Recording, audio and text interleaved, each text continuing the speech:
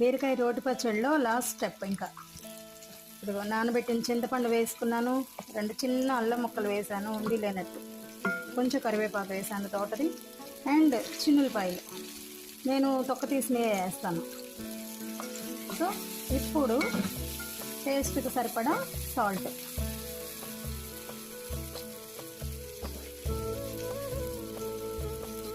అంతే చూసి వేసుకుంటాను. లాస్ట్లో మిక్సీ తిప్పేటప్పుడు చూసి వేసుకుంటాను. మిక్సీ ఎలా తిప్పాలి చెప్పాను కదా, ఆన్ అండ్ ఆఫ్ ఫోర్స్గా తిప్పాలి. బరకగా ఉంటున్నప్పుడు రోటి పచ్చడి ఎఫెక్ట్ వస్తుంది అనమాట. 10 seconds ఆన్, మళ్ళీ ఆఫ్, మళ్ళీ 10 seconds ఆన్, అట్లా బరకగా వచ్చేలాగా చూసుకుంటూ చేస్తాను. ఇందులోకి ఇది ఒక వేరే కర్రీ. మీరు ఏమంటారు? మేము చిట్టి కాకరకాయలు అంటాం, ఆ కాకరకాయలు అంటారు అనుకుంటా కొంతమంది. అది కర్రీ. అండ్ కొత్తిమీర, కరివేపాకు. సో కొత్తిమీర ఆ రేంజ్లో వేసుకుంటేనే బాగుంటుంది. సాల్ట్ మీకు టేస్ట్